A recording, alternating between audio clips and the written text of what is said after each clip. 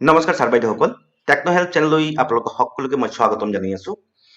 বিশেষ এটা অসুবিধাৰ বাবে মই যোৱা কেইদিনৰ পৰা ভিডিঅ' আপলোড কৰিব পৰা নাই। সেইবাবে আজি মই এটা বহুত গুৰুত্বপূৰ্ণ ভিডিঅ' লৈ আহিছো। যোৱা 2016-17 পৰা ভাৰত চৰকাৰৰ মিনিষ্ট্ৰী অফ এডুকেশ্যনৰ অধীনত স্বচ্ছ বিদ্যালয় পুৰস্কাৰ আৰম্ভ হৈছিলে। একেমতে এই বছৰতো স্বচ্ছ বিদ্যালয় পুৰস্কাৰ 2021-22 অনুষ্ঠিত হ'ব। ইতিমধ্যে প্ৰতিটো ডিষ্ট্ৰিক্টত অৰ্ডাৰ আহিছে, ডিষ্ট্ৰিক্টৰ পৰা ব্লক লেভেলতো ইনষ্ট্ৰাকশ্যন আহি গৈছে আৰু লগতে আহি গৈছে গাইডলাইন। আজি মই সেয়া গাইডলাইন লৈ ডিছকাশ্যন কৰিম। সকলোৱে স্কুলে ৰেজিষ্ট্ৰেশ্যন কৰিব লাগিব, কেনেকৈ পাৰ্টিচিপেট কৰিব আৰু কেনেকৈ আপোনালোকে এই পুৰস্কাৰ পাব পাৰে। সেয়ালৈ মোৰ আজিৰ এই ভিডিঅ'টো ষ্টাৰ্ট কৰাৰ আগতে এটা ৰিকুৱেষ্ট কৰিম, যদি মোৰ ভিডিঅ'টো চাই আপোনালোকৰ ভাল লাগে, আপোনালোকে উপকৃত হৈছে বুলি লাগে, তেনেহ'লে মোৰ চেনেলটো ছাবস্ক্ৰাইব কৰিব, লাইক কমেণ্ট শ্বেয়াৰ নিশ্চয় কৰিব। তেনেহ'লে আজিৰ এই ভিডিঅ'টো ষ্টাৰ্ট কৰোঁ। ছাৰ বাইদেউসকল, মই এতিয়া খুলিছোঁ স্বচ্ছ বিদ্যালয় পুৰস্কাৰ 2021-22 সেই গাইডলাইনখন। সেই গাইডলাইনত কি কি ইম্পৰ্টেণ্ট কথা আছে মই আপোনালোকক দেখাব চেষ্টা কৰি আছো। স্বচ্ছ বিদ্যালয় পেকেজ, যেহেতু এতিয়া কোভিডৰ পেণ্ডেমিক আছে, সেইবাবে এটা এক্সট্ৰা কেটেগৰী, 5টা নহয় এইবাৰ হ'ব 6টা কেটেগৰী। এই 6টা কেটেগৰী হ'ব।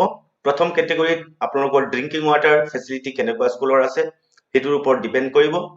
দ্বিতীয় হ'ল টয়লেট ফেচিলিটি ভাল থাকিলে এই কেটেগৰীত আপোনালোকে পুৰস্কাৰ পাব পাৰে। থাৰ্ড হৈ গ'ল hand wash station, hand wash facility কেনেকৈ আছে। ফ'ৰ্থ কেটেগৰী হ'ল অপাৰেশ্যন এণ্ড মেইনটেনেন্স, মানে চাফ চুতৰা ক্লিনিংনেছৰ ওপৰত থাকিবই ফ'ৰ্থ কেটেগৰী। ফিফ্থ কেটেগৰী হ'ব কেপাচিটি বিল্ডিং আৰু 6th COVID-19ৰ ওপৰত। এই স্বচ্ছ বিদ্যালয় পুৰস্কাৰৰ বাবে ইলিজিবল কোন স্কুলবিলাক হ'ব, ইয়াতে আপোনালোকে চাব ক্লিয়াৰলি, ইয়াতে লিখা আছে গভৰ্ণমেণ্ট স্কুল, লগতে গভৰ্ণমেণ্ট এইডেড স্কুল আৰু প্ৰাইভেট স্কুল। ইয়াতে অকল গভৰ্ণমেণ্ট স্কুল বুলি নহয়, যিকোনো স্কুলে পাৰ্টিচিপেট কৰিব পাৰে। সেয়া গভৰ্ণমেণ্ট স্কুল হ'লেও হ'ব, গভৰ্ণমেণ্ট এইডেড স্কুল হ'লেও হ'ব আৰু প্ৰাইভেট স্কুলো ইয়াতে পাৰ্টিচিপেট কৰিব পাৰিব। Methodology for selection of schools for the award, ইয়াতে প্ৰচেছটো লিখা আছে। প্ৰথম প্ৰচেছত লিখা আছে আপোনালোকে যি ৱেবছাইট আছে education.gov.in, তাতে যাই স্বচ্ছ বিদ্যালয় আৰু স্বচ্ছ বিদ্যালয় পুৰস্কাৰ 2021-22ত গৈ আপোনালোকে এপ্লাই কৰিব পাৰিব, বা মোবাইল এপৰ প্লে ষ্টৰত গৈ আপোনালোকে স্বচ্ছ বিদ্যালয় পুৰস্কাৰ 2021-22 সেয়া ডাউনলোড কৰি আপোনালোকে ৰেজিষ্টাৰ কৰিব পাৰিব। স্কুল ৰেজিষ্ট্ৰেশ্যনৰ যি লিংক হ'ব, মই ডিৰেক্ট লিংকটো মোৰ ডেছক্ৰিপশ্যন বক্সত দি দিম, আপোনালোকে তাৰ পৰা ক্লিক কৰি ডিৰেক্টলি ৰেজিষ্টাৰ কৰিব পাৰিব। তাৰপিছত কি কৰিব লাগিব, 2 নম্বৰ পইণ্টত দিছে ইউডাইজ কোড ইউজ কৰি আপোনালোকে নিজৰ স্কুল চাইন আপ কৰিব লাগিব। আৰু চাইন আপ কৰাৰ পিছত আপোনালোকে প্ৰিফিল ডাটা, কিছুমান ইনফৰমেশ্যন তাতে দিয়া আছে, সেই ডাটাবিলাক আপোনালোকে ভেৰিফাই কৰিব। যেনেকুৱা UDISE code, name, state, district, block, village, সেইবিলাক প্ৰিফিল ডাটা আছে, আপোনালোকে ভেৰিফাই কৰিব। আৰু ভেৰিফাই কৰাৰ পিছত কিছুমান এডিশ্যনেল বেচিক ইনফৰমেশ্যন আপোনালোকে তাতে ভৰাব লাগিব।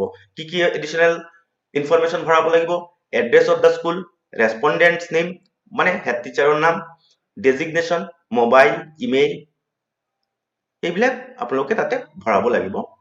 তাৰপিছত ভৰাবৰ পিছত আপোনালোকে এটা পাছৱাৰ্ড দিব, আৰু পাছৱাৰ্ড দিয়াৰ পিছত তাতে কনফাৰ্ম পাছৱাৰ্ড লিখিব। কনফাৰ্ম পাছৱাৰ্ড লিখাৰ পিছত আপোনালোকে সাইন আপত ক্লিক কৰিব। সাইন আপত ক্লিক কৰাৰ পিছত আহি যাব এটা মেছেজ, সাইন আপ সাকসেসফুল। এই পাৰ্টটো হ'ল প্ৰেক্টিকেল পাৰ্ট, সেয়া মই নেক্সট ভিডিঅ'ত আপোনালোকক অন স্ক্ৰীন দেখাম কেনেকৈ আপোনালোকে ৰেজিষ্ট্ৰেশ্যন কৰিব। আজি অকল গাইডলাইনছখিনি আপোনালোকৰ লগত শ্বেয়াৰ কৰি আছো। 3 নম্বৰত গৈছে চেইম, আপোনালোকে নেক্সট টাইম ইউজাৰ ক্ৰিয়েট কৰাৰ পিছত ইউজাৰ নেম আৰু পাছৱাৰ্ড তাতে লগ ইন কৰিব। লগ ইন কৰাৰ পিছত তাতে এনেক্সাৰ আপোনালোকে পাব।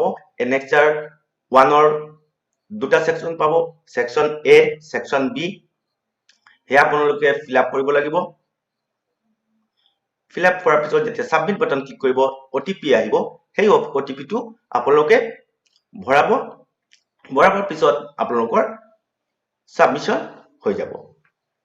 ফিফথ ষ্টেজত কোৱা হৈছে Annexure 2 টো তাতে সেম Annexure 2 তাতে ফিল আপ কৰিব লাগিব।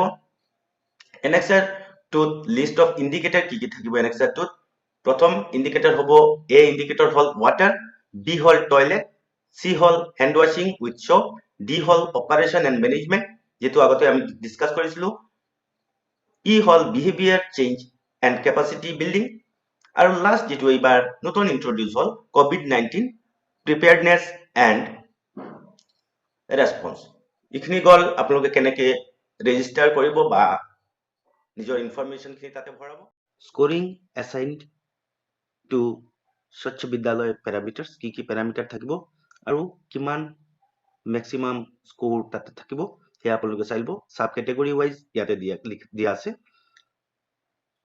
ওয়াটাৰ ফেসিলিটিৰ ওপৰত থাকিব 22 মাৰ্কস, টয়লেটৰ ওপৰত থাকিব 27, হ্যান্ড ওয়াশিং উইথ সোপত থাকিব 14, অপাৰেশন এন্ড মেইনটেনেন্স মানে ক্লিনিংনেছৰ বাবে তাতে থাকিব 21,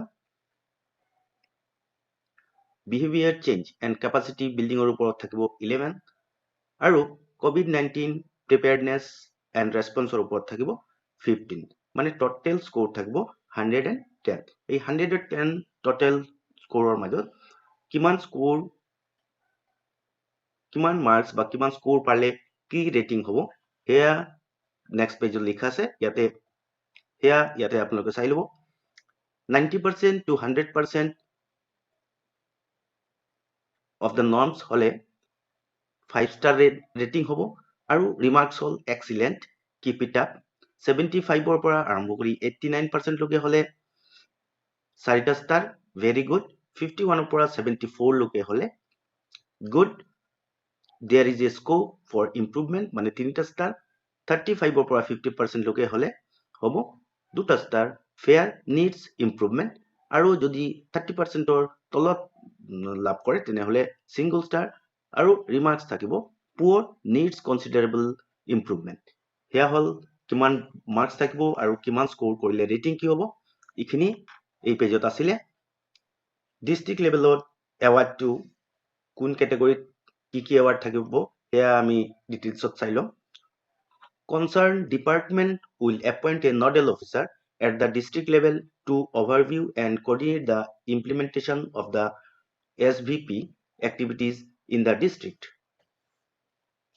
Online applications received before the cut-off date will be screened by the district level committee headed by the district collector and comprising of district education officer, 3 eminent school teachers, superintendent engineer, water supply, PhD, district health officer, and 2 members from civil society organizations or NGOs. মানে এটা committee হ'ব, এই কমিটিৰ DC sir বা madam থাকিব, chairman, আমাৰ district elementary education officer থাকিব আৰু 3জন school teacher, eminent school teacher থাকিব, সুপাৰিনটেনডেন্ট ইঞ্জিনিয়াৰ থাকিব, ওয়াটাৰ সাপ্লাই আৰু PhD, ডিস্ট্ৰিক্ট হেল্থ অফিচাৰ থাকিব আৰু 2জন সিভিল সোসাইটি বা এনজিঅ'ৰ পৰা মেম্বাৰ থাকিব। ইয়াতে আমি চাই লওঁ কি ক্যাটেগৰিত প্ৰাইজটো থাকিব। টোটাল ইয়াতে 6টা স্কুল হ'ব, 3টা এলিমেন্টাৰী লেভেলৰ আৰু 3টা সেকেন্ডাৰী বা সিনিয়ৰ সেকেন্ডাৰী লেভেলৰ। এই 6টা পুৰস্কাৰৰ বাহিৰেও ইন এডিশন আৰু 3টা স্কুল, 2টা হ'ব এলিমেন্টাৰী সেকশনৰ আৰু এটা হ'ব সেকেন্ডাৰী বা সিনিয়ৰ সেকেন্ডাৰী সেকশনৰ, যাৰ ৰেটিং 5 ষ্টাৰৰ তলত হ'ব নোৱাৰে।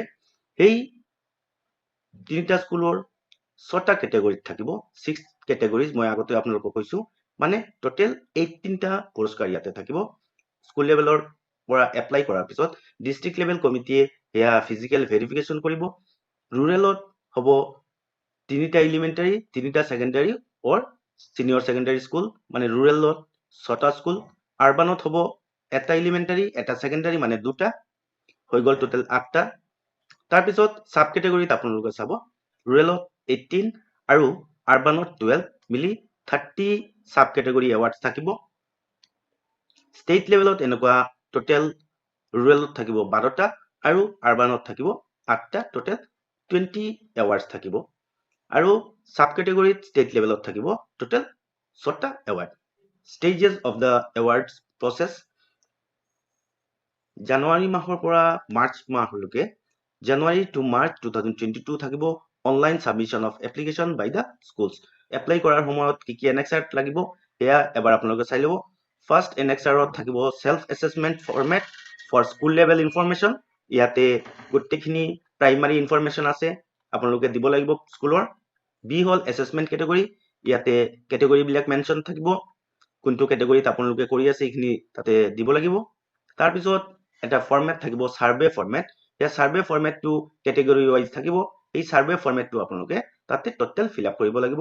এই সাৰ্ভে ফৰমেট ফিল আপ কৰাৰ পিছত আপোনালোকে স্কুলৰ যিখিনি ফটোগ্ৰাফছ লাগিব সেই ফটোগ্ৰাফছ বিলাক আপোনালোকে আপলোড কৰিব লাগিব। কি ফটোগ্ৰাফছ আপলোড কৰিব লাগিব আপোনালোকে ভালকে চাই ল'ব। Front view of the school and premises, সন্মুখৰ পৰা স্কুলৰ ভিউটো আপোনালোকে ফটো ল'ব। ছেকেণ্ড হ'ল school yard, showing overall cleanliness of the school premises. তাৰপিছত separate functional toilets for boys and girls, দুটা ফটো ল'ব লাগিব, boys টয়লেটৰ এটা আৰু girls টয়লেটৰ এটা। 4 number functional toilets for CWSN, যদি CWSN টয়লেট আছে তেনেহ'লে CWSN টয়লেটৰ আপোনালোকে ফটো ল'ব লাগিব। নেক্সট হৈ গ'ল নিউট্ৰিশ্যন গাৰ্ডেন বা কিচেন গাৰ্ডেন স্কুলৰ যদি থাকে সেয়া আপোনালোকে ফটো ল'ব লাগিব। তাৰপিছত আপোনালোকৰ ল'ব লাগিব হাইজিনৰ বাবে এই চেনিটাৰী ৱেষ্টৰ বাবে যি আছে সেয়া আপোনালোকে ফটো ল'ব লাগিব। তাৰপিছত ফেচিলিটিজ ফৰ হেণ্ড ৱাশ্বিং with soap. Next water quality testing report, আপোনালোকৰ ৱাটাৰ কোৱালিটি টেষ্টিং ৰিপৰ্ট থাকিলে সেয়া ফটো আপলোড কৰিব লাগিব। আৰু লাষ্ট আপলোড কৰিব লাগিব টিচাৰ ট্ৰেইনিং চাৰ্টিফিকেট বা ডকুমেণ্ট, টিচাৰৰ ট্ৰেইনিং যি কৰিছে বা ডকুমেণ্ট যি আছে সেয়া আপোনালোকে আপলোড কৰিব লাগিব। আৰু আপলোড কৰাৰ পিছত আপোনালোকে সাবমিট বাটনত ক্লিক কৰিলে সেয়া এপ্লিকেশ্যন কমপ্লিটলি সাবমিট হৈ যাব। সেয়া হ'ল আজিৰ এই গাইডলাইনটো। কিন্তু অন স্ক্ৰীন মই মোৰ নেক্সট ভিডিঅ'ত আপোনালোকক এটা স্কুলৰ ৰেজিষ্ট্ৰেশ্যনৰ পৰা আৰম্ভ কৰি গোটেই এপ্লিকেশ্যন প্ৰচেছটো দেখাব চেষ্টা কৰিম। আজিৰ এই ভিডিঅ'টো কাভাৰ কৰিলে এয়া বহুত দীঘলীয়া ভিডিঅ' হৈ গ'লেহেঁতেন, তেনেহ'লে মোৰ নেক্সট ভিডিঅ'ত আপোনালোকে নিশ্চয় যাব, আপোনালোকক টোটেল প্ৰচেছটো মই অন স্ক্ৰীন দেখাব চেষ্টা কৰিম। আৰু আজিৰ বাবে এইখিনি। যদি মোৰ এই ভিডিঅ'টো চাই আপোনালোকৰ ভাল লাগিছে মোৰ চেনেলটো ছাবস্ক্ৰাইব কৰিব, লাইক কমেণ্ট শ্বেয়াৰ নিশ্চয় কৰিব। নমস্কাৰ।